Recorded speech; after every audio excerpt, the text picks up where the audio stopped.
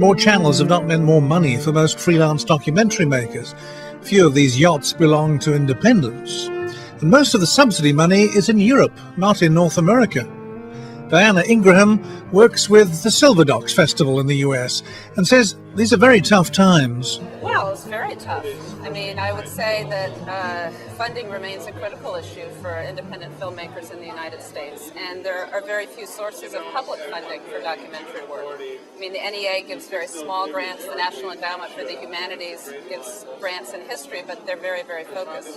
So the vast majority of funding for independent films on tour-driven social issue documentaries comes from MasterCard and Visa, or individuals, some foundations, family foundations, but yeah, I would say it's quite critical. Foundations are in the business of funding tools that will help advance a particular point of advocacy or a particular social issue, whereas filmmakers are interested in telling stories and telling good stories. So a good partnership, allows a meeting of both of those perspectives, where one can, create an editorially pure film, which also helps raise awareness or engage citizens around a particular issue of concern.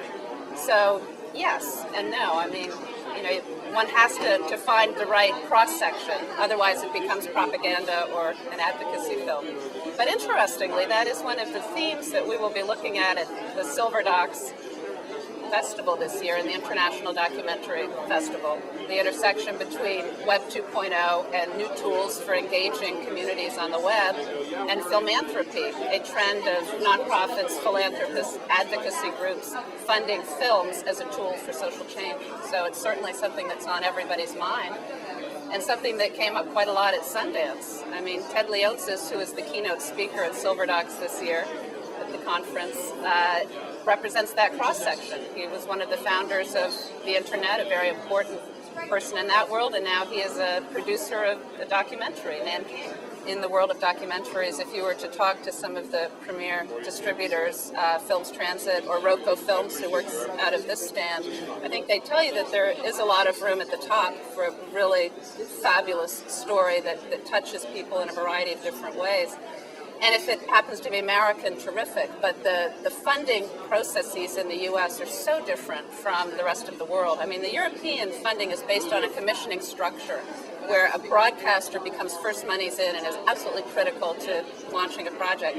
It's the complete opposite in the United States. Again, you have to cobble together budgets, and it's hard often to compete with, European or even Canadian, what have you, counterparts, because the relationships aren't the same. Getting a broadcaster commission doesn't suddenly kick off public financing in the way it does in most other countries, or tax credits or what have you. So, yeah, pity the poor American cousin. The largest media market in the world, huge popular impact and popular culture, and yet in the world of documentaries, it's tough. It's tough for them. And there are very few gatekeepers.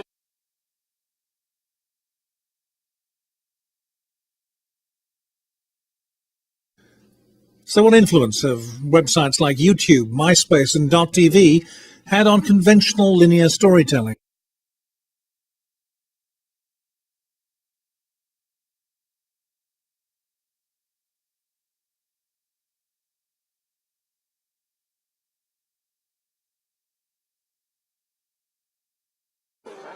New ways of storytelling.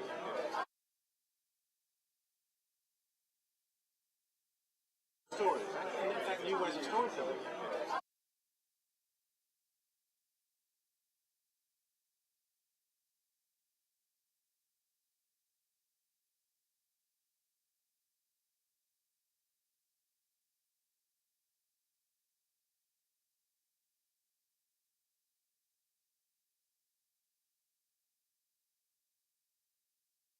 I don't know whether it's just wishful thinking, but for all the nonsense that goes on YouTube or what have you, I think that there are certain issues that youth care about, and the environment perhaps being one of them. Again, a huge issue.